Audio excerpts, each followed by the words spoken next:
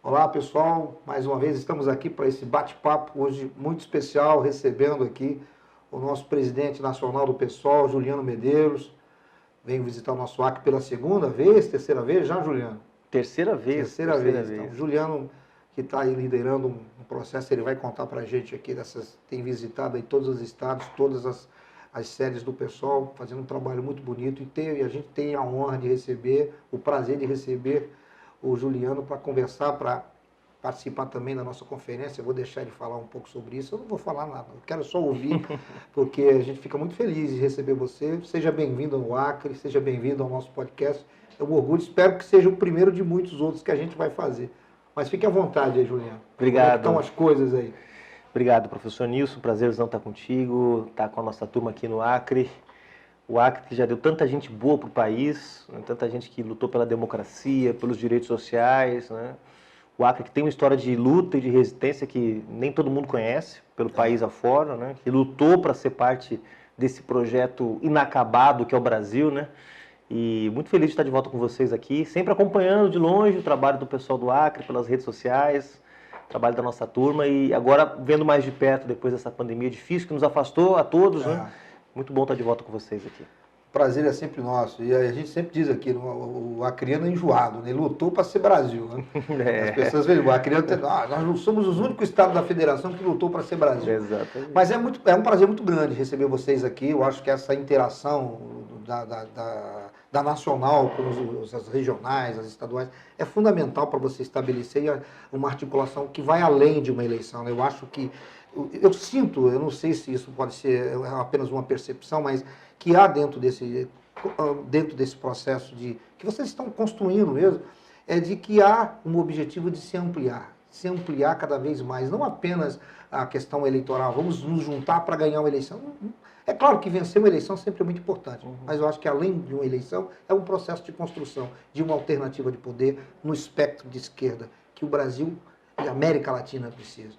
Eu acho que isso é muito importante. Agora me diga uma coisa, como é que você está vendo o processo? Vamos começar com, eu acho importante a gente ouvir de vocês, que a gente está aqui no Acre, a gente está sempre acompanhando o que está acontecendo no Brasil, enfim, o processo eleitoral, a disputa polarizada entre Lula e Bolsonaro, mas como é que você está vendo neste momento, digamos, o processo eleitoral? Essa frente que o Lula está tentando construir ainda, porque eu acho que além do PSOL, da Rede, PCdoB, enfim, outros partidos que estão apoiando. Eu acho que essa aliança, eu acho que é o objetivo do Lula ampliar cada vez mais. Como é que você está vendo isso, você que está mais próximo desse processo aí? Eu estou vendo com otimismo, antes de mais nada, né? É uma construção complexa, né? Nós estamos juntando nessa frente política eleitoral em torno do Lula, não só partidos, estamos juntando movimentos, estamos juntando lideranças políticas, figuras públicas, e é um processo, claro, que exige muita paciência, né? O Brasil, Nilson, nos últimos anos, ele está muito marcado por esse contexto de intolerância no diálogo político, né? Eu não sou entusiasta da ideia do frente amplismo, ou seja, que você tem que fazer uma frente tão ampla que ela perca a identidade política, que ela perca o seu sentido. Nós estamos todos juntos, mas porque somos contra o fulano, não porque nós temos um projeto para o país. Porque uma vez derrotado o fulano, essa frente ela passa a ser um espaço de conflito, né? E não tem mais condições de apresentar saídas para o país. O que nós estamos tentando construir em torno do Lula é uma frente que expresse um programa e um rumo para o país, né? Então, a ideia de uma frente amplíssima, onde você junta direita e esquerda, desde que estejam contra o Bolsonaro, não me empolga. Eu acho que o que nós estamos construindo em torno do Lula é uma frente de afinidades políticas, né? E essas afinidades elas não são só ser contra o Bolsonaro, mas estar disposto a reconstruir o Brasil sobre bases solidárias, ampliação de direitos, democráticas, né? E eu acho que até que a gente tem sido bem sucedidos. A gente juntou nessa frente política, primeiro, os principais partidos da esquerda brasileira, o PSOL, o PT, o PCdoB. A gente juntou partidos de centro-esquerda importantes, como o PSB, que é um grande partido, a Rede Sustentabilidade. A gente chegou a atrair o PV, que agora faz parte da aliança da federação com o PT, e o Solidariedade. PV e Solidariedade, até pouco tempo, faziam parte de um outro bloco político, que era o bloco mais próximo do PSDB, do MDB, desse conjunto de forças. Então já tem um deslocamento. De modo que essa frente em torno do Lula que nós estamos construindo, ela não é tão ampla ao ponto dela ser uma geleia, dela não ter identidade, dela não ter programa, dela não ter rumo, e nem tão estreita ao ponto dela ter pouca potência política. Ela tem bastante potência política, porque você juntou aí quem está não só disposto a derrotar o Bolsonaro, mas a mudar o rumo das coisas. Dias atrás, o Lula lançou, eu estava lá presente, junto com os presidentes dos partidos, as suas diretrizes programáticas, né? Não é o programa de governo ainda, mas é, digamos, os compromissos que a campanha do Lula está assumindo com o povo brasileiro, com os partidos. Eu fiquei muito satisfeito com o resultado. Porque o que a gente esperava dessas diretrizes? Não é que elas apresentassem saída para todos os problemas do país, mas que elas apontassem um rumo. E o rumo tinha que ser parar o processo de destruição do Brasil, que se iniciou especialmente em 2016 e que se aprofundou radicalmente a partir de 2019 com a chegada do Bolsonaro ao poder. Então, essas diretrizes tinham que dizer, não vai mais ser esse caminho, vai ser este outro caminho. Não é mais o caminho da privatização das empresas públicas, é o caminho do fortalecimento dessas empresas. Não é mais o caminho da restrição dos direitos sociais, é o caminho da garantia e da ampliação dos direitos sociais. Não é mais o caminho de manter o Estado asfixiado pelas regras fiscais criadas para impedir que o Estado cumpra o seu papel de combate às desigualdades. São regras fiscais capazes de ter o Estado como indutor do desenvolvimento econômico. Não é mais o cada um por si na legislação ambiental. Não, é um Estado que proteja as suas riquezas, a sua biodiversidade ambientais como parte do seu patrimônio nacional, capaz, inclusive, de gerar riqueza, combater as desigualdades, preservando as formas de vida tradicionais. Ou seja, o que nós precisávamos era um recado para a sociedade brasileira, para o povo brasileiro, que a mudança não vai ser uma mudancinha, não vai ser uma mudança cosmética, vai ser uma mudança profunda de rumos. E isso eu acho que as diretrizes programáticas do Lula conseguiu produzir. Eu estou muito satisfeito porque eu sei que o pessoal deu essa contribuição. Ele participou desse processo. Tinha gente que achava que não tinha que ter desmatamento zero no programa do Lula. Tinha gente que achava que não tinha que ter a revogação da reforma trabalhista no programa do Lula. Tinha gente que achava que falar certas coisas podia pegar mal. E eu estou muito satisfeito de saber que o pessoal deu a sua contribuição. O pessoal está representado nesse grupo de programa de governo com pessoas importantes para nós, intelectuais, dirigentes políticos que estão nos representando lá. E nós demos essa contribuição muito decisiva para ter diretrizes programáticas que apontam que a saída para a crise que o país vive é uma saída de esquerda, né? E acho que a gente conseguiu isso. Claro, não é o programa do PSOL, há limites, né? Eu acho que o programa, por exemplo, é tímido em relação aos direitos sexuais e reprodutivos das mulheres. Eu acho que o programa é tímido em relação ao que hoje é a autonomia do Banco Central. Eu acho que o programa tem limites, né? Mas não há dúvida que ele aponta para uma mudança de rumos. Eu acho que isso é o mais importante, sabe, Nilson? Porque o povo brasileiro não podia ter dúvida do tipo de mudança que nós queremos promover. Nós queremos fazer uma mudança profunda no Brasil. E eu acho que isso está consignado naquilo que, nesses poucos meses, porque essa frente política se formalizou no dia 7 de maio. Nós estamos falando aí de cerca de 2 meses. Então, nem 2 meses. Nem 2 meses. Então, é um período muito curto. Eu acho que em 2 meses a gente conseguiu, também, claro, pelas qualidades do próprio Lula, que nos seus discursos, nas suas aparições públicas, tem demarcado muito claramente para que lado que vai o seu possível futuro governo, né? Então, acho que essa combinação ela tem sido até aqui satisfatória para fazer aquilo que eu acho que é o mais importante, dar um sinal claro de mudança de rumos. Perfeito. Mas a gente sabe, Juliano, e a gente está acompanhando, inclusive, está sendo discutido no Senado agora recentemente, essa questão aí. Estão querendo dar mais poder para o Bolsonaro, quer dizer, com essa ideia de se aprovar, se cometer um crime eleitoral, né, que nós estamos falando, eles vamos colocar o nome aos bois, né? O que o Bolsonaro e o governo estão fazendo é cometer um crime eleitoral. Né? Porque você está lá, a legislação específica, você não pode nem ampliar, nem criar políticas sociais dentro do período eleitoral. Mas o governo pretende, me parece que já há uma PEC sendo votada, o Senado está avaliando, inclusive para o presidente decretar a questão de estado de emergência, o que vai aumentar o poder, porque limita, inclusive, alguns direitos, enfim. Não vou aumentar aqui no detalhamento, mas a gente sabe que há aí, digamos, um fronte bolsonarista, e o governo está capitaneando isso, está liderando esse processo, de transformar o ano de 2023, eu acho que isso tem muito a ver com a perspectiva de derrota, talvez até no primeiro turno, oxalá nos ouça, de deixar o país destruído. Nós estamos falando de um rombo aí, de massa de bilhões, quer dizer, essa obra, né, que o Bolsonaro e o seu governo está trabalhando muito para se ampliar e entregar para o próximo presidente, que nós esperamos que seja o Lula, pegar um país quebrado, mais do que ele já está. E aí passa, a questão que eu quero colocar para ti, é que passa por um próximo governo, Lula, um governo de esquerda, né? Não tão de esquerda como nós gostaríamos que fosse, mas que está ali entre esquerda e centro, né? Conversando com alguns do centro, enfim.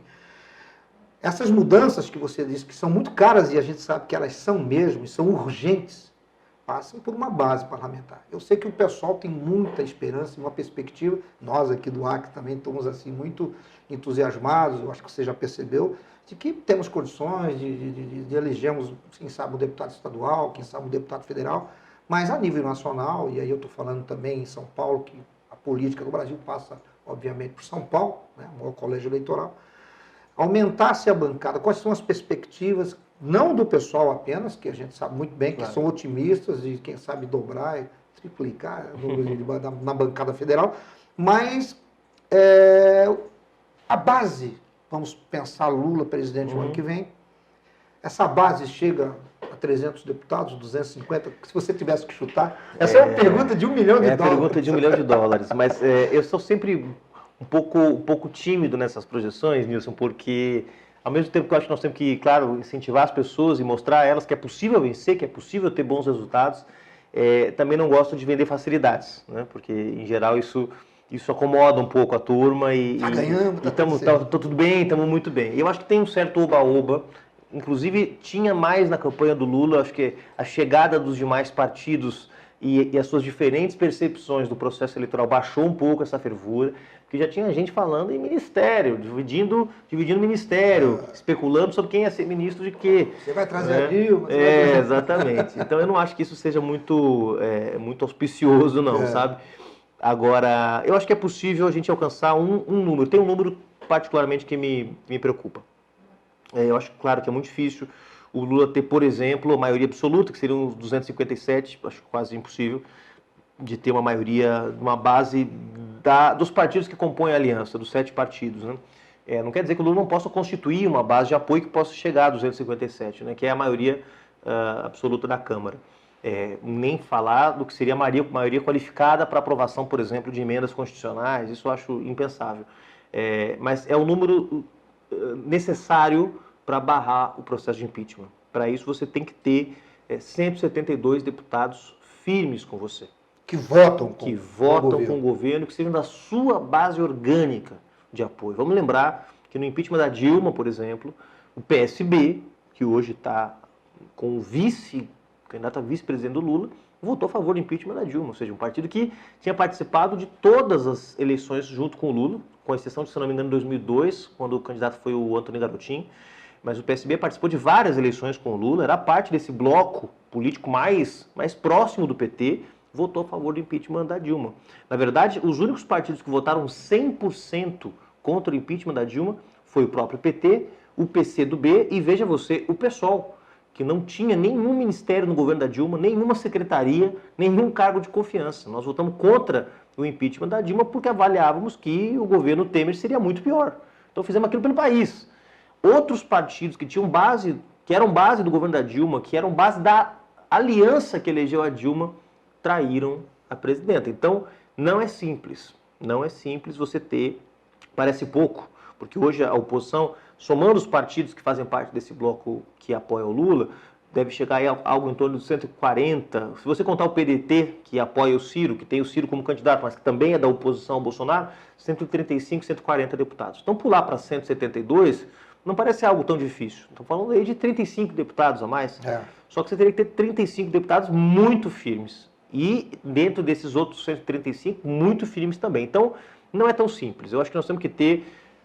o primeiro desafio é chegar a uma base de esquerda e centro-esquerda, algo em torno de 180 deputados. Com isso, você impede a chantagem do impeachment. Não que eu acho que a ameaça do impeachment no eventual governo Lula está na porta, mas você já diminui essa etapa de chantagem e de pressão, porque governar com o centrão empoderado como está, vai ser muito difícil, né? Claro que no plano do executivo, eu acredito que o Lula tem toda a boa vontade de enfrentar esses enormes problemas que a gente estava descrevendo aqui. Mas veja o que aconteceu nos últimos dias. Há um movimento dentro da Câmara dos Deputados para transformar o orçamento secreto, que despejou 16 bilhões de reais diretamente na mão dos deputados do Centrão para fazerem proselitismo político e eleitoral nas suas bases de apoio, 16 bilhões de reais, ou seja, parte do orçamento da União, do Estado brasileiro, foi simplesmente transferido do Executivo para o Legislativo. Hoje, parte do orçamento do país é executado diretamente, não pelas emendas impositivas que estão na Constituição, mas através de um orçamento chamado orçamento secreto, chamada RP9, que é um instrumento que foi e tem sido utilizado para poder viabilizar a compra de apoio. Tem deputado, Nilson, com 100 milhões de reais de emenda parlamentar. 100 milhões de reais. Isso é mais do que o orçamento anual de centenas, talvez milhares de municípios brasileiros. Então, isso é um grau de poder concentrado na mão dessa gente sem precedentes. Sem precedentes. Então, eles estão tentando agora fazer um movimento para tentar consolidar isso e evitar que o próximo presidente possa dizer, não, agora acabou a farra. Então, eles querem constitucionalizar o orçamento secreto e transformar o orçamento secreto num orçamento impositivo, isto é, obrigar o Estado brasileiro a executar as emendas que os deputados decidirem que devem ser executadas dentro desse grande orçamento misterioso e que eles usam de forma totalmente discricionária. Nós vimos o que é isso, né? Nós vimos que 400 milhões de reais para a compra de kit robótica em municípios do interior do Nordeste do país, que sequer tem estudante, que sequer tem energia elétrica, né? Obras superfaturadas, a gente sabe o que isso vira, né? Como é que isso se transforma em benefícios eleitorais. Então, para enfrentar o Centrão, eu não espero que o Centrão seja a base de apoio do Lula, pelo contrário, acho que seria até ruim para o país se isso acontecesse mais uma vez, como já aconteceu. Então, eu acho que tem que ter força política dentro do Congresso para barrar o impeachment e força social, força política na sociedade, né? Com uma sociedade mobilizada, estimulada à participação política, eu acho que isso é muito, muito importante. Agora, não tenho ilusões de que vai haver uma maioria da base do Lula, acho que nem ele tem essa ilusão, mas é possível ter uma meta ousada. A meta de 200 deputados, 180, é uma meta ousada. Porque seria, digamos, dentro dessa análise que você está fazendo, de jogo de força, né? Você manter qualquer tentativa de abertura de um processo de impeachment, que mesmo que não seja aprovado, enfim, que vá até o final, mas enfraquece demais o Executivo. A gente sabe muito bem disso, que isso da mídia, isso é propaganda negativa. Gasta energia. Quer dizer, o governo fica, de certa forma, engessado, porque tem que o tempo inteiro estar respondendo na mídia, tem que estar o tempo inteiro negociando. Mas eu acho que, o que você está me falando, para a gente ainda caminhar dentro dessa questão da análise do legislativo, o Lula recentemente, inclusive, fez uma declaração que vai nesse mesmo sentido aí, acompanha o que você está dizendo. Ou seja, porque ninguém quer perder poder, né? Ninguém quer perder um mecanismo desse, facilitador para você potencializar campanhas, manter a sua base, sem você prestar conta. Eu entendo que seja a legalização do mensalão, né? Seria mais ou menos isso. Se falar assim, de modo bem objetivo, é mensalão legalizado, porque o cara recebe dinheiro, o deputado recebe dinheiro, ninguém precisa saber quem é o deputado, enfim. Agora o Lula, me parece que fez um pronunciamento, fez uma declaração essa semana ou semana passada, eu me lembro, você pode até me corrigir, porque você está mais antenado com essas questões, que ele ia encerrar com isso, quer dizer, ia romper. Agora, como faz isso dentro desse processo? Você está acabando de dizer para mim que há um movimento muito forte, né, de que seja não só ou seja, o Bolsonaro, além de todos os males que ele fez ao país e está fazendo, né, ele vai entregar um país muito pior do que ele entregou, se é que é possível, né, depois do governo Temer, você conseguir entregar um país pior do que você recebeu. Mas a gente sabe muito bem que um dos males, que eu considero talvez o pior, tenha sido esse, de você criar esse facilitador que mantém essa base, mesmo na base, levada às últimas consequências do toma lá da cá. Né?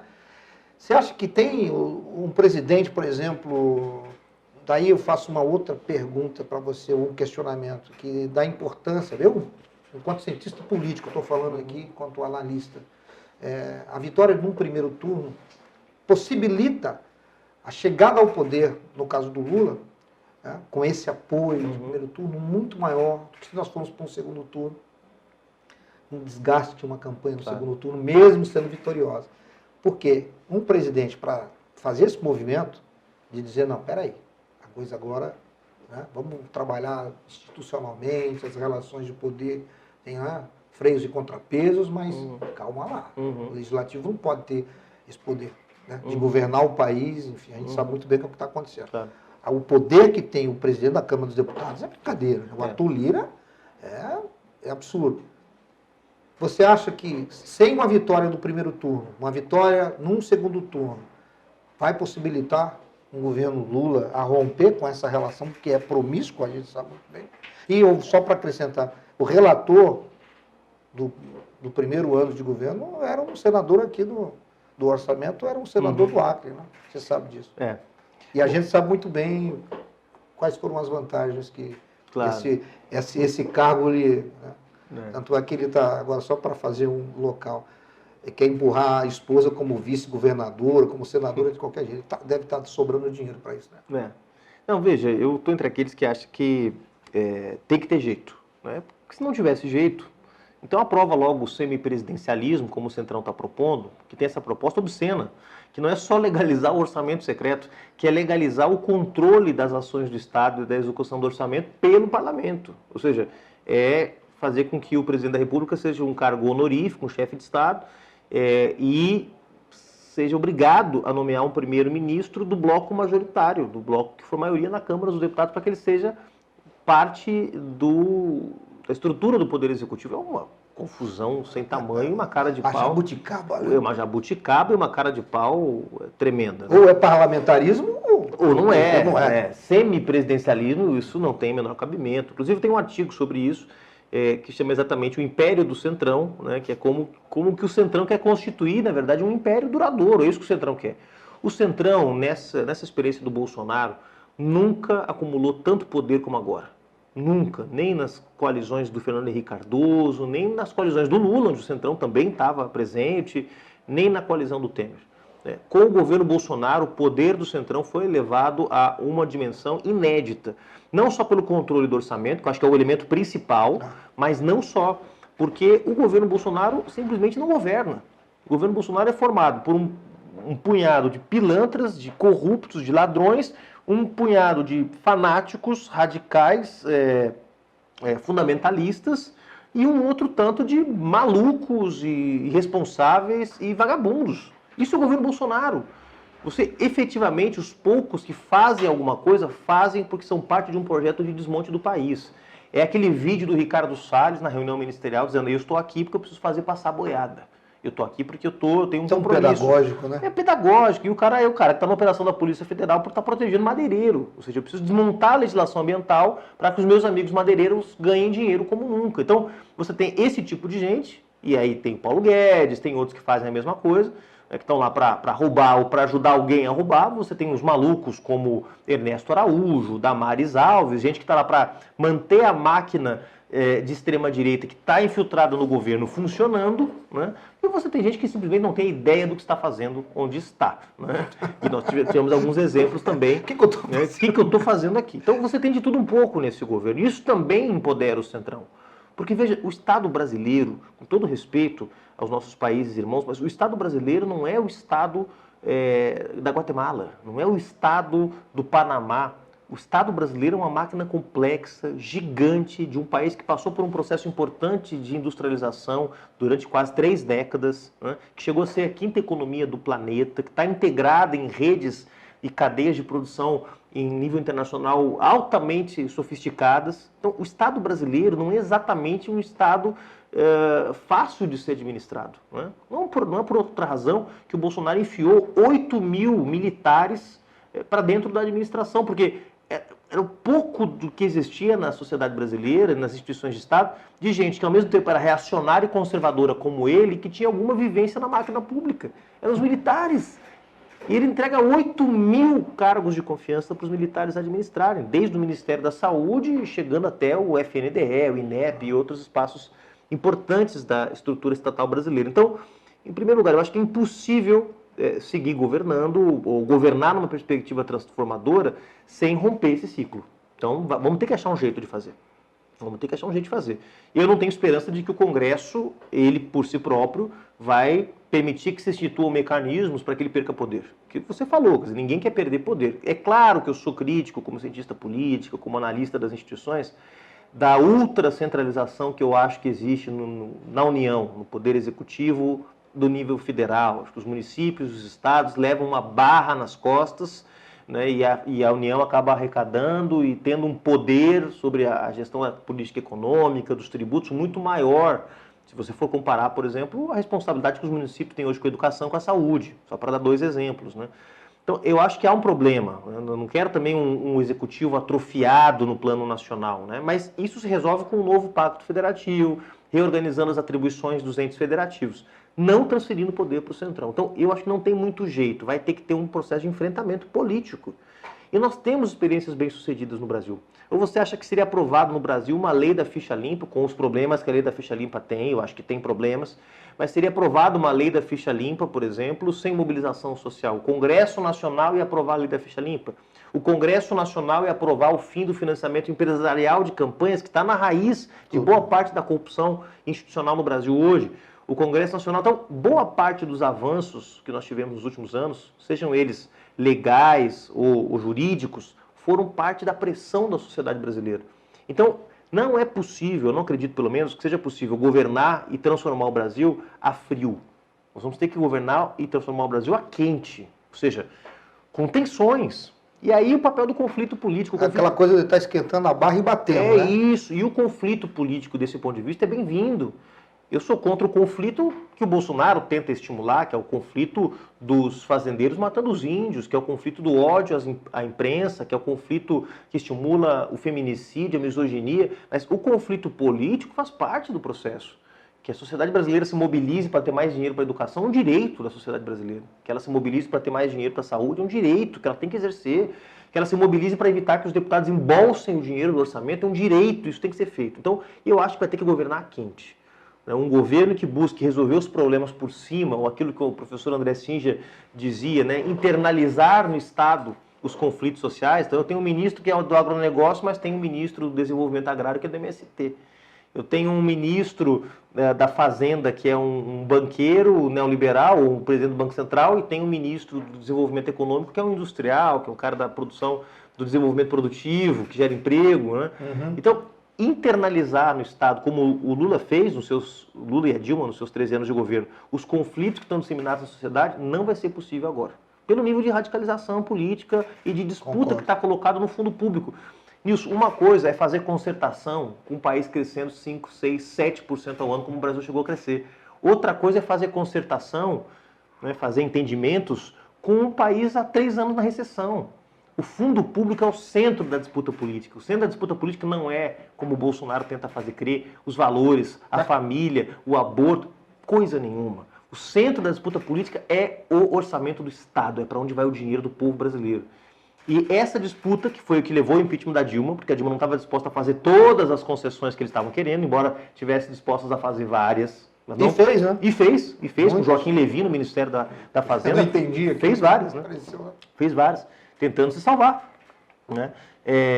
E nesse momento não é mais possível fazer isso, porque tem recessão, porque quem controla o fundo público controla talvez o único instrumento capaz de determinar a dinâmica da economia, para onde vai o dinheiro produzido, a riqueza produzida no país. Então eu não acho que seja possível governar a frio, e nós do PSOL, estando ou não estando no governo, esse é um debate que o pessoal vai fazer no momento oportuno, lá na frente, se o Lula ganhar, dependendo do governo que ele compor, quem ele convidar, tem todo um debate para isso. Nós vamos estar puxando a corda, vamos estar esticando a corda para puxar o processo de mudanças na maior velocidade possível.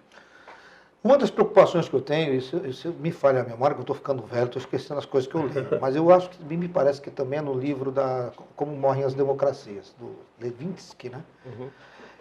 Tem uma parte do livro que ele diz do amplo processo de como é que essas democracias vão se entrando no processo de decadência e tal. E esse processo é um processo que é de dentro para fora, né? A gente, assim, para analisar. Então, uma das coisas que ele aponta, que é muito complicado e é muito trabalhoso e dura um tempo muito grande para você retirar de um governo civil a influência que os militares têm. Isso não é só no Brasil. Isso é nos Estados Unidos, qualquer democracia. Então é um processo longo, né, gradativo. E quando você atinge, digamos, esse equilíbrio em que o poder civil, digamos, é o poder civil mesmo, hegemônico, que controla a máquina, enfim, submete a autoridade militar ao poder civil, né? Assim, para pensar assim, dos melhores autores liberais, né? Dizer, olha, o governo da sociedade civil, tratado sobre o governo civil, enfim. É muito difícil você chegar nesse ponto, mas você perde ele muito rapidamente. Você acabou de citar, e a gente sabe disso, 8 mil cargos civis na mão de militares. Um governo Lula, como é que tira isso? O Lula fez algumas declarações aí que já as pessoas já ficaram. Porque nós estamos falando o que é fundamental, as pessoas ficam... O bolsonarismo, às vezes eu acho que ele não é ingênuo porque eles são maldosos, né? Mas a gente ouve, às vezes, de algumas pessoas dizendo assim, porque a questão do valor, dos valores, dos costumes, a família, a pátria... Não. O cerne do problema, meu amigo, ó, todo mundo está focado nisso aqui. Como se chega ao poder e esse orçamento, esse dinheiro, esse montante que está aí, que é o orçamento da União. Essa é a questão. As outras são adereços. Como é que a gente faz para tirar esse pessoal que ganha 350 mil reais a mais no salário?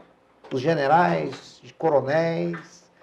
Como é que a gente faz? Porque eles estão aí, é uma realidade na estrutura. Estão aí. Mas você deu a saída já, na pergunta já contei sua resposta. São cargos civis, são cargos civis. Essas pessoas não foram concursadas para serem parte do Estado, eles não estão... Então, basta vontade política. Vai ter gritaria? Certamente. Vai ter resistência? Sem dúvida. Precisa ser uma canetada que demita 8 mil pessoas da noite para o dia? Talvez não. Talvez não, talvez possa ser um processo transitório que se faça com uma análise criteriosa dos casos, mas é vontade política, não tem jeito. E eu não estou entre aqueles que acreditam que esse rápido processo de chegada desses 8 mil militares aos cargos civis no governo, eles expressem uma associação entre a instituição Forças Armadas e o bolsonarismo. Acho que é um pouco mais complexo, né? Vamos lembrar, um ano atrás aconteceu algo inédito na história da República Brasileira. Foi uma demissão coletiva dos chefes das 3 armas, da Marinha, do Exército e da Aeronáutica. Se demitiram. Uma demonstração pública de repúdio aos rumos do governo e a sua relação com as Forças Armadas. Ou seja, Bolsonaro não tem o controle integral das Forças Armadas. Há divisões, há contradições, há diferenças. Eu não acho que há no Exército um setor progressista, que vai defender a democracia, que está querendo a justiça social. Não acredito nisso, tá? A instituição militar hoje, as 3 armas, são forças conservadoras, forças com o propósito, então, incorporar uma ideologia, que é uma ideologia neoliberal, de compreensão do papel do Estado, que é o Estado mínimo, etc. e tal. Um Estado autoritário, um Estado muitas vezes violento, não tem nenhuma dúvida em relação a isso. Mas não há esse nível de coesão. É a mesma razão pela qual eu acho que não vai ter golpe militar no Brasil, porque não há unidade na instituição Forças Armadas para um movimento dessa natureza. Então, eu acho que não vai ter jeito, é vontade política, né, um debate público com a sociedade, e mais uma vez, não se resolvem problemas complexos com saídas simples. É um problema complexo, como você está apontando, a presença de 8 mil militares no governo. Então não é uma canetada que resolve, mas um debate público com a sociedade, um debate sobre o projeto do governo, o projeto que a gente quer para o país, né? O lugar que as Forças Armadas cumprem nesse projeto, porque elas têm um lugar, elas são uma força constitucional, então o que eu faço com as Forças Armadas? Mas debatendo as claras, sabe, Nilson? Eu acho que acabou o tempo dos acordos de gabinete, né? Isso, já que nós estamos falando de autores sobre a democracia, né? Isso é a falência da democracia neoliberal, da democracia hayekiana na Europa, onde todos os acordos foram feitos nos gabinetes, onde tudo se resolvia ali entre a centro-direita e a centro-esquerda, entre 4 paredes, o povo foi excluído cada vez mais dos processos. Foi esse processo de exclusão do povo em relação ao poder e às instituições de Estado que fez crescer também o ceticismo com a política e deu asas para a extrema-direita no mundo inteiro. Então, também é parte desse fenômeno. Nisso eu estou um pouco com a análise do Manuel Castells. A crise da democracia liberal é uma crise da sua incapacidade de se conectar com o mal-estar que a falência das promessas que o neoliberalismo fez provocou nas pessoas. Então, se eu estou dizendo que é uma democracia que não envolve, que é uma democracia tecnocrática, que é uma democracia dos acordos espúrios, que é uma democracia que permite colocar 8 mil militares no governo, ganhando acima do teto, mantendo privilégios, etc. Bom, então que democracia eu preciso? De uma que inclua as maiorias, de uma que paute os debates com transparência na sociedade, numa que discuta efetivamente os rumos do país, um pouco do que eu estou vendo em vários lugares do mundo. Na Colômbia, recentemente, quando se discutiram os acordos de paz, no Chile, agora que está discutindo uma nova Constituição para o país, né? No Equador, onde está se debatendo, inclusive com um conflito social profundo, os rumos do país. Então, não vai ter jeito, vai ter que debater, vai ter que mobilizar forças sociais para garantir um processo transitório, né, para limpar a máquina pública desses ratos que ocuparam o poder. Não me refiro às Forças Armadas, embora haja entre eles também algumas ratazanas, mas ao conjunto da obra que é o governo Bolsonaro. Para isso vai ter que ter coragem e disposição de fazer enfrentamentos. Eu espero que o Lula faça. Alguém uma vez escreveu que o presidente do Brasil, os primeiros 2 anos, ele tem um poder imperial. Do terceiro para frente, se ele não fizer as reformas que são necessárias, e muita gente, inclusive, fala que tanto o primeiro governo do Lula como o segundo, enfim, pecou porque ele tinha muito apoio popular, um primeiro ano, um segundo ano que poderia ter proposto, inclusive uma reforma política que poderia ter nos tirado dessa armadilha que hoje nós nos encontramos. Juliano, você vai ter que voltar para a gente conversar mais. Já acabou? Caramba, rapaz. Caminhando para o final, porque nós temos compromisso ainda. A gente nem falou da política local e da importância que tem a tua presença aqui, a presença da Isa, enfim. Nós estamos aqui no Acre com problemas de moradia popular, vamos visitar uma ocupação que teve na semana passada, eu estive inclusive com o Valdir, que é o nosso presidente do PSOL, uma área do governo que a polícia chegou para desocupar, e assim, não houve violência física, mas um grupo de famílias, 20, 30 famílias ocupando uma área do governo, e você mandar para lá um pelotão com soldados, com metralhadora, com fuzil, eu acho que é uma coisa tão desnecessária, mas ela acontece. E aí, para encaminhar para o final, porque a gente teria que discutir, por exemplo, o vento da esquerda na América Latina, vai soprar aqui também? Nós estamos apostando que sim. Mas, veja bem, houve nos governos petistas, né, considerados, eu nunca considerei o governo do Lula de esquerda, não sei se tu compactou comigo, mas eu acho que o governo do Lula sempre foi um governo, no máximo, de centro-esquerda.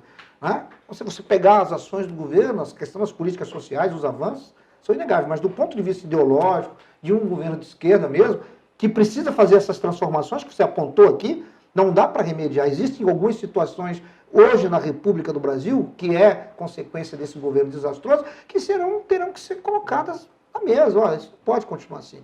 E isso tem muita vontade política, muita disposição, mobilização, e eu acho isso fundamental. Aqui no Acre, o pessoal, eu acho que no Brasil, a figura do Boulos, o Movimento de Sem Terra, o MTST, tem cumprido muito bem esse papel de mobilizar a sociedade civil de forma organizada, para lutar, enfim. Mas eu acho que os governos petistas perderam um pouco essa habilidade. Foram acusados, inclusive, por isso, de ter chegado ao poder e esquecido de onde vieram. Eu tenho sempre uma máxima comigo: se tu não sabe de onde tu veio, você não sabe para onde você vai. Como é que o Lula vai conseguir fazer isso? Porque é preciso retornar para essa sociedade civil, para essa mobilização que dê sustentação, já que o Congresso a gente sabe muito bem das dificuldades, você já acabou de apontar aqui, nós estamos falando de bilhões, né? 16 bi na mão dos deputados nessa coisa horrorosa, promíscua, que é o orçamento secreto. Sem uma forte base popular e uma base parlamentar, pelo menos aí em torno de 180, é um número meio complicado, que vai votar contra. Eu prefiro apostar em 200. Temos que chegar a 200 deputados federais de centro e de esquerdas comprometidos com a democracia. Porque senão vamos ter problema. Mas sem apoio popular é muito complicado. Aqui no Acre nós estamos fazendo a nossa lição de casa, tentando estabelecer essa relação. Eu acho que você deu para você sentir. Eu acho que no Brasil o pessoal tem esse papel fundamental, importantíssimo. Né? Será que nós vamos ter que ensinar o pessoal do PT a fazer política, governo popular e participação popular? Como é que tu vê isso? É uma tarefa difícil para um governo que perdeu um pouco. É uma tarefa difícil. Eu tenho acompanhado sempre e o nosso trabalho aqui no Acre. Quero linkar um pouco dessa questão geral com o trabalho que vocês estão fazendo aqui, porque, de fato, não tem muita saída né? Porque, como eu disse, sem mobilização popular, as mudanças que vão ser possíveis fazer vão ser muito tímidas. E o nível da crise que nós estamos vivendo no Brasil, a crise econômica e social, é muito profunda. Então nós não estamos falando de um país que poderia ter crescido 3 e cresceu 2. Nós estamos falando de um país que está em recessão há 3 anos. De um país que perdeu a capacidade de enfrentar problemas que são gravíssimos como a fome. Um país que tem 2 dígitos de desemprego, 2 dígitos de inflação e 2 dígitos de dívida pública. Ou seja, é uma tragédia combinada. Tempestade perfeita. A tempestade perfeita. É por isso que o Bolsonaro vai perder a eleição. É porque ele é incapaz de enfrentar esses problemas que acabam tendo um efeito muito prático no desemprego, na fome, na inflação, na carestia, enfim. Então eu não acho que seja possível enfrentar essa situação mudando pouco. Eu acho que vai ter que mudar bastante. E como eu não acho que vai ser tão simples mudar com o Congresso a favor, vai ter que mudar com a sociedade a favor. Então isso eu estou plenamente convencido. E acho que não há trincheira que não deva ser ocupada, né? Eu sou do Rio Grande do Sul, vivo hoje em São Paulo, e o Rio Grande do Sul foi um estado, por muito tempo, uma referência da esquerda brasileira. O Lula ganhou a eleição lá em 89, 94, 98 e 2002. O PT governou Porto Alegre por 16 anos com as mais importantes inovações de participação popular, democrática do Brasil e do mundo.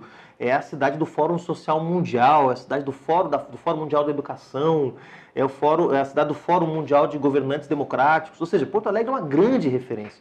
E aconteceu alguma coisa, em algum momento, em que Porto Alegre e Rio Grande do Sul passaram a votar na direita primeiro e depois na extrema direita. Pois qual foi a minha surpresa quando eu vi os últimos números das pesquisas que mostram o Lula na frente no Rio Grande do Sul? Então não há trincheira que não possa ser ocupada pelas ideias de esquerda, pelas posições progressistas, e não há terreno que a gente não possa voltar a ocupar.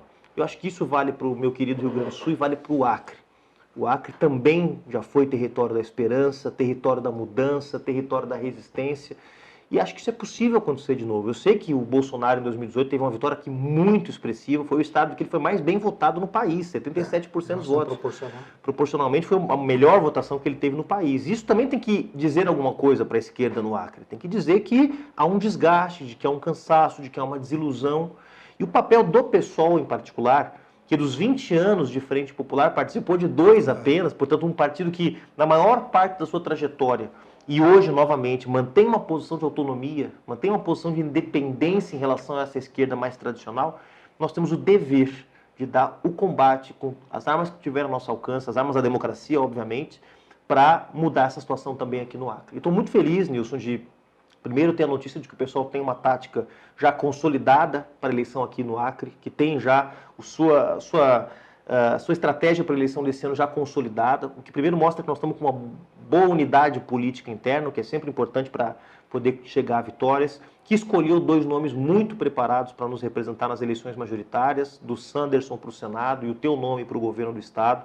São companheiros que têm capacidade de levar esse debate, que é um debate complexo, não é um debate simples. Simples é prometer dentadura, Nilson. Simples é prometer cesta básica, isso é simples, né? Não é simples fazer sequer, simples é prometer. Difícil é pensar um projeto de desenvolvimento que combine o papel que tem o pequeno produtor agrícola com a preservação ambiental. Complexo é pensar como financiar adequadamente o Estado do Acre para poder garantir políticas públicas de qualidade. Complexo é dizer como é que você vai governar sem ter maioria na Assembleia Legislativa. Mas você tem capacidade de traduzir isso, eu tenho certeza, nesse processo eleitoral, porque o partido está unido no Acre, porque a casa está arrumada, isso é muito importante, né? E porque vocês conhecem a realidade do Estado. Então, eu tenho certeza que o Acre também vai ser uma trincheira desse processo de resistência que nós estamos desenvolvendo no país inteiro. Então, há lugares onde essas trincheiras estão mais bem ocupadas, é claro, todo mundo sabe os números que a esquerda tem, por exemplo, no Nordeste, mesmo em São Paulo, Rio de Janeiro, Minas Gerais, mas aqui também na região eu acho que é possível, né? A esquerda já governou o Acre, a esquerda já governou o Amapá, a esquerda já governou o Pará, então não é uma região, a região norte, não é uma região exatamente que está entregue ao bolsonarismo, tem muita luta para ser travada aqui. Eu acho que o papel de vocês nesse processo vai ser muito importante. Eu estou animado com a visita aqui, com esse reencontro com os companheiros do Acre, porque eu percebo que, mais uma vez, o partido está pronto para a batalha que vem. Isso me deixa muito contente. Fico feliz com as suas palavras e certamente não faltará nenhum desses combatentes que estão na linha de frente. Eu me coloquei à disposição e sei que a nossa batalha é muito árdua, vai ser, às vezes, até violento do ponto de vista moral, os ataques, mas eu acho que nós estamos preparados. Eu acho que o partido está muito coeso. eu não falo por mim, eu estou falando por todo esse conjunto que você teve a oportunidade, o prazer de conhecer. Nós temos candidatos das mais variadas matizes culturais, enfim, de camadas sociais, dentro desse processo de trazer, né, oportunizar o eleitor acreano uma alternativa, que não seja uma esquerda que já governou, nem uma direita que governa de forma desastrosa.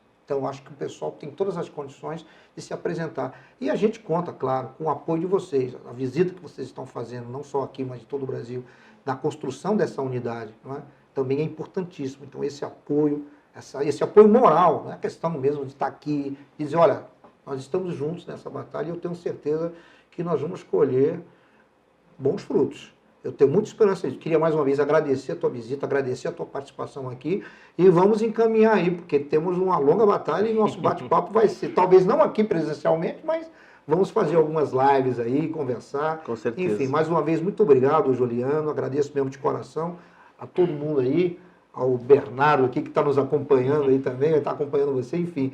E vamos continuar porque o dia não acabou para a gente não, tem muita coisa para fazer. Vamos que vamos, Nilson. Obrigado. Eu que agradeço.